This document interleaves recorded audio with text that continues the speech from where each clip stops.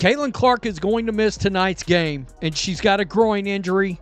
I have been banging the drum online and on here for the last 2 weeks saying there's something wrong with her legs. There's something going on. Is it the nagging quad injury? But it's something to do with the lower half of her body. It is a groin injury. Now we've got an idea of why she's struggling from long range, where it requires, some real push. Caitlin Clark's groin just waved the white flag like it owed rent and couldn't pay up. Now she's riding the bench and things are spiraling fast. But hold on, it gets even wilder. Dana Evans didn't just throw shade, she lit the whole kitchen on fire. Fever fans, they're losing it. The drama, hotter than a summer meltdown in Vegas. And somehow we've gone from injury report to full-blown soap opera in record time. So what actually happened? Why is Dana going off like it's personal? And how did Caitlin's injury turn into the plot twist nobody saw coming? Strap in, this chaos train has no brakes, and we're headed straight through the fire. And that is the news that Caitlin Clark is out with a groin injury. Now, if you guys have been watching the Indiana Fever and Caitlin Clark play over the past 3 games, it is very clear that Caitlin Clark is not feeling like Caitlin Clark. She has only made 1 3-pointer in her last 3 games, and even just last game she only had 6 points. But it wasn't only her performance on the court that was worrying fans, it was also just her demeanor, her energy. It felt like something was wrong. She wasn't hyping up the crowd like she normally does. First it was the hip, now it's the groin. At this point, Caitlin Clark's body is sending out more red flags than a pirate stranded on a deserted island screaming into a coconut. This isn't just bad luck anymore. We're way past the oops phase. This is full on. Does she have a bullseye taped to her jersey? Because somehow every single game turns into a crash course in pain, and Caitlin's out there like the only car in a demolition derby with no seatbelt, no helmet, and no mercy. Caitlin Clark is out again with an injury, which is the worst thing you can hear if you're a fan of the Indiana Fever, and really if you're a fan of the WNBA, because obviously Clark is the engine that makes the Indiana Fever go and is the single biggest driver of interest in the WNBA, and it's not close. And anytime somebody is out of the lineup, you get concerned, especially when it's Clark, obviously, considering she had already been injured earlier this year and is now out with what is being dubbed a left groin issue. The Indiana Fever are officially flirting with disaster. You know things are rough when the team's medical staff knows Caitlin Clark's Starbucks order better than her teammates do. It's only the 2nd injury of the season, and we haven't even hit the halfway mark. For a franchise that pinned all its hopes on a once-in-a-generation superstar, this is starting to look less like a comeback story and more like Survivor WNBA edition, Injury Island.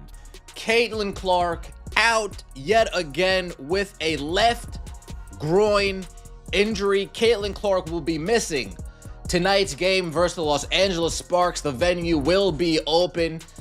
Out with a left groin injury. We go from a quad to a quad to a groin. But here's where things really start to heat up, and not in a good way. It's not just that Caitlin Clark is getting hurt, it's how it keeps happening. When you break down the footage, frame by frame, like it's game film from a defensive coordinator's war room, something starts to look off. Real office. This isn't just physical basketball. This is starting to feel like sabotage, game after game. It's the same story. Clark gets hammered like she's carrying state secrets out of Area 51. Elbows flying, shoulders driving, hips checking like a TSA agent on their worst day. The Indiana Fever just lost a really tough game against the Los Angeles Sparks, and it comes back to the 4 things the Indiana Fever always have trouble with: missed layups, missed free throws, interior defense, and rebounding. That is why the Indiana Fever lost this game, and that's why they cannot be a championship team, in my opinion. You have to be able to get stops, you have to be able to rebound the basketball when you do force stops. But there was some positives in this game as well that we have to get into. Kelsey Mitchell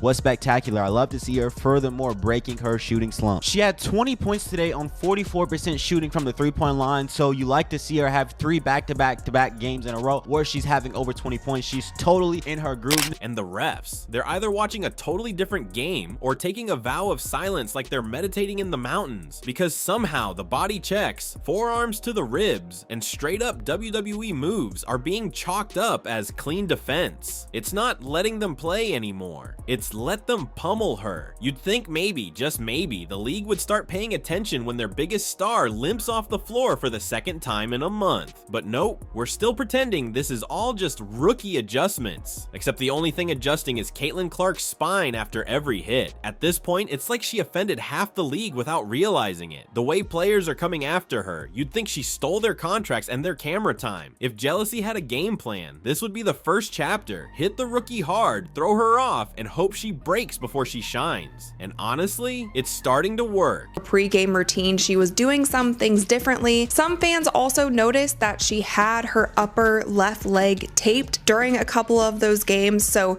there's a lot of things going on, a lot of things pointing to the fact that something wasn't right. And I have to be totally honest with you guys, I am not surprised by this news at all. I was just having a conversation with my fiance last night and I told him, I was like, I think Caitlin's hurt. I'm not going to be surprised if sometime soon the Indiana Fever pulls her and sits her for a few games. I think she is still battling some sort of injury. And less than 12 hours later, the news dropped from the Fever. But it's a tough blow not only to Caitlin because we know that she loves to be on the court. It's a tough blow for the Indiana Fever because that is their superstar. Whether she is playing to the best of her abilities or not, they are still a better team with her on the court. It's not Caitlin Clark's toughness that's in question. Like, this is someone who could probably take a hit from a moving truck and still light it up for 25 points. But even the strongest metal starts to crack under constant pressure. And when every single game starts feeling more like a cage match than a basketball contest, something's bound to break. This week, it was her groin. But let's zoom out. This isn't just an Indiana Fever issue. This is a full-blown WNBA crisis. When your most valuable star, the face of the league, was being tossed around like a rag doll every night, that's not gritty basketball. That's a massive red flag waving in front of the league office. And the silence? That's not just ignorance. That's negligence. Fans are on edge. Fever supporters are watching games like they're horror films. One eye open, one hand over their face, waiting for the next hard fall. Every drive to the basket feels like a gamble. Will she finish the play or end up flat on the floor again? And as for the refs, everyone's just hoping one of them eventually remembers what a foul actually looks like. Right now, watching Clark play feels more like Russian roulette than hoops. Dealing with an injury, not looking like herself, the game is already out of hand, yet we still put her back in with 45 seconds left. How much patience do I need to have before I can start going nuclear? Because I am getting very frustrated with what I am seeing. To everybody that said Caitlin Clark didn't look like herself, salute to you. For everybody that said Caitlin Clark might be going through something, salute to you. Clearly, you all saw what that person that stands there like this can't see. It's gotten so out of hand, you wouldn't be surprised if Vegas started taking bets on which body part Caitlin Clark's going to injure next. Knees, shoulders, spine. Take your pick. At this rate, it's starting to feel like we're playing injury roulette with the future of the WNBA's biggest star. And yet, crickets. The league's silence is louder than a vuvuzela during finals week at a university library. Now, the so-called conspiracy theories don't sound all that crazy. Maybe there is a hush-hush, shut her down club. Maybe there's a top secret PowerPoint floating around titled How to Disable Caitlin Without Drawing a Whistle. Referees, whistles collecting dust. Eyes allegedly open, but they may as well be watching a different game. Their presence has become about as useful as a screen door on a submarine. And it's not just missed calls, it's the obvious ones. We're talking full on, gravity defying, limb twisting, pro wrestling level collisions happening right in front of them. Honestly, you'd probably have a better shot at getting flagged for jaywalking on Mars than getting a flagrant for hammering Caitlin Clark in the paint. Do look at it, and you take a look at the injury. Stephanie White spoke about it, so let me give you the latest. This all just came out, so this is all as I speak. Basically, Tony East, shout out to him. This is the video of Stephanie White discussing the Caitlin Clark injury. With Caitlin, when did you guys find out about this groin injury, and how much of an absence do you expect from her beyond today? Yeah, late last night. I think it's very much a day-to-day thing, how she responds to treatment. I stay in my lane and let our our strength and conditioning and our physical, our AT staff do what they do best. But yeah, I found out late last night, and then we'll treat it day to day.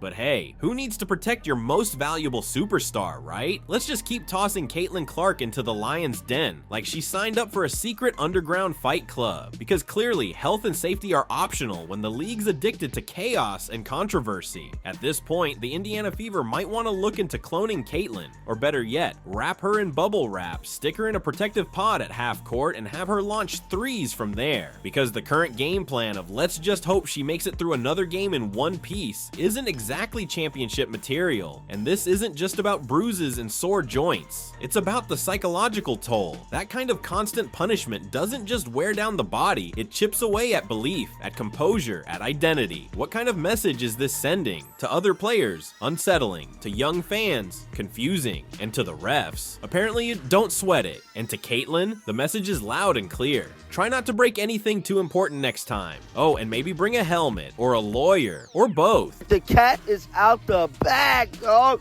for Indiana Fever star Caitlin Clark. It's being reported that she has suffered a left groin injury, and she is out. Now, we all knew Caitlin Clark's health was a major issue. She has simply been playing some of the worst basketball of her career, and a lot of people, even myself, has been pretty vocal about Caitlin Clark and this shooting slump. A lot of people was blaming it on the front office. That's why I didn't even go down that line and produce content blaming it on the front office. There had to have been a reason why Caitlin simply wasn't Caitlin, and I told y'all sources was telling me that something was bothering her. And yet, somehow, Caitlin Clark keeps showing up, even limping through games on sheer willpower and one good leg. She's still putting up highlight reels and keeping Indiana relevant. That's not just impressive, it's unreal. But even miracles have their limits, and so does the human body. So here we are again, watching a bad sequel, hoping for a different ending. Only this isn't some scripted drama. This is the WNBA's brightest star being sidelined once again, while the league applauds politely and hands out participation ribbons. But if this trend continues, if that groin injury is just the first domino and her body keeps breaking down, then the Fever aren't just risking losses, they're gambling away the very future they've been trying to build. Because no matter how many jerseys fly off the shelves, you can't market greatness if greatness is constantly getting stretchered off the court. And if the refs don't start blowing that whistle, if the league doesn't step in and finally say enough is enough, then don't be shocked when the next game looks all too familiar. Another injury, another ice pack, and another wave of outrage. And here's the twist. Caitlin Clark hasn't even been playing at 100% for weeks. This latest hit just pulled the curtain back on something fans have sensed for a while. She's been pushing through pain long before anyone noticed. So Caitlin Clark is out, y'all. She's injured. We don't know what it is. I think they said it's a groin or some shit like that. But guess what? It's not the end of the world, y'all. Only reason the WNBA will suffer is because they don't know how to market their game. Because they rely on being a one-trick pony. That's just like if you're a content creator and I make one viral video, but after I go viral, I stop making videos. That's the problem with the WNBA. They don't know how to make their league popular. They don't know how to celebrate their league and their players. See, Caitlin brought everybody to the WNBA because she has a rare skill that nobody in the WNBA has. That spark? It's not gone, but it's fading. The fire's still burning, but it flickers now like a dying bulb in a thriller scene. You could feel it. Something wasn't right. Caitlin wasn't just dragging defenders in her wake anymore. She was dragging the weight of an entire league's expectations, and maybe a few body shots along the way. It started subtly. Shots that normally swished with ease began to rim out. That lightning quick first step hesitated. The usual confidence, slicing through defenses like a blade through brand deals, looked dulled. She wasn't just tired, she was worn, like someone learning in real time that being the face of the league doesn't come with rest, protection, or even backup. And the worst part? The league's letting her pay the price alone. And now comes the irony so rich, it's almost laughable, except it's not. She's hurt again, and suddenly Indiana Fever management is staring into the abyss, realizing their golden ticket just got stamped fragile. No Caitlin Clark means no cash rush, no sold out arenas, no viral highlights, no Clarkonomics to keep the lights on. It's like they built the entire house on one power source, then cut the cord, and now they're standing in the dark wondering why nothing's working. Can we stop treating Caitlin Clark like she's some type of villain? The hate that she gets from the other players in the WNBA is unmatched, and I don't understand it. All she's trying to do is put the WNBA on the map and raise it to another level, which is all she has done since she's gotten into the league.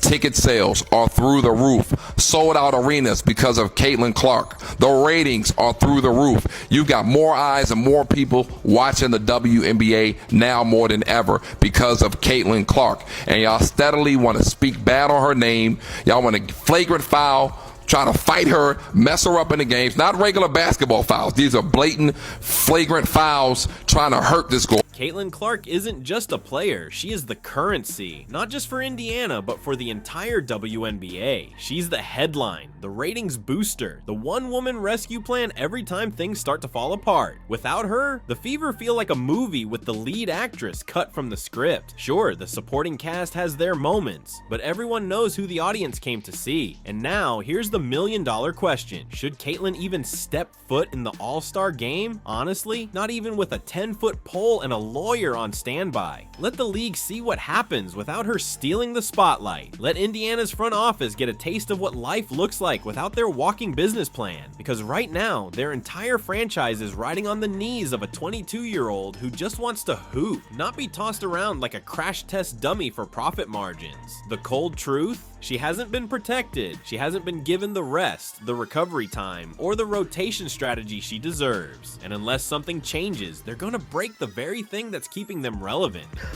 Now we finally know what it is, and it is a groin injury. Guys, I don't know what the situation is, what the hell they doing in practice, but we do know Caitlin Clark is being defended pretty aggressively throughout this season. These WNBA women is not taking any breaks with Caitlin Clark, and it's starting to get disturbing. I just did a video yesterday showing you guys the referees not calling certain fouls, allowing Caitlin Clark to constantly get hacked up and down the court. This is sad, man, and I'm hoping she get a speedy recovery. Maybe she sit out a game or two. But guys, we got the Commissioner Cup coming up. We got the All-Star game coming up.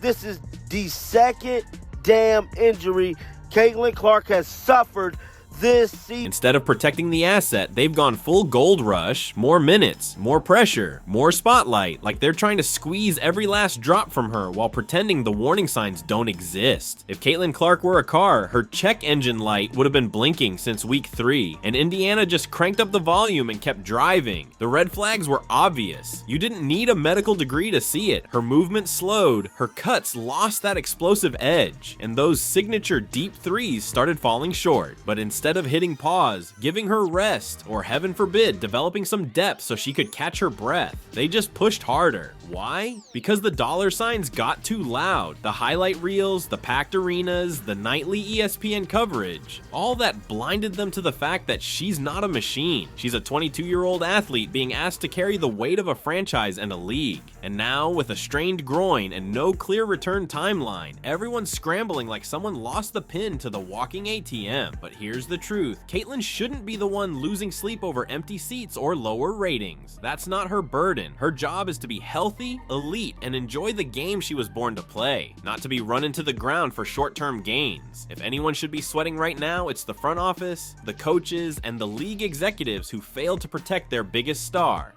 Honestly, it's just a matter of they're playing on the road versus at home right now. They're very good at Cambridge. Caitlin Clark is very good at Cambridge, shooting about 45% on her three-pointers at home versus, I think, 6% on the road. It's been a very bad shooting season for Caitlin Clark away from home. They need their offense to travel, and it has not. So it's a point of concern if the Fever can't figure out how to turn this around, especially because they're a little bit shorthanded too. You know, they're missing Damaris Dantas for the AmeriCup, so they're a little thinner than you might have expected for a team that supposedly added up so much depth during the offseason. They're smaller, they're not rebounding the ball particularly well, and it looks great when like the crowd's behind them and the momentum is going at home, and then the minute some adversity hits, like there's just a lack of punch. Because now, the golden goose has flown the coop, and the nest is looking painfully empty. Let them sit in the silence. Let the All-Star game go on without its headliner. Let the fever run out without the swarm of cameras zeroing in on their bench like it's a red carpet. Maybe then they'll remember that generational talent doesn't just fall from the sky. It has to be protected, developed, and respected, not thrown into every promo ad and press tour like she's made of Teflon. Let's not sugarcoat it. If Caitlin takes a few weeks off, Indiana doesn't just lose their top scorer, they lose their identity. She's not just the engine, she's the steering, the fuel, and the roadmap. Without her, they're just 5 players in matching uniforms trying to remember what momentum used to feel like. So rest up, Caitlin. Let them feel your absence. Let the panic set in. Let them come to terms with the fact that your value goes far beyond points or assists. Your very presence is the heartbeat of this team and the pulse of the league. And when you return, do it on your terms. Because the truth is, the game might not always treat you right, but it needs you far more than you'll ever need it.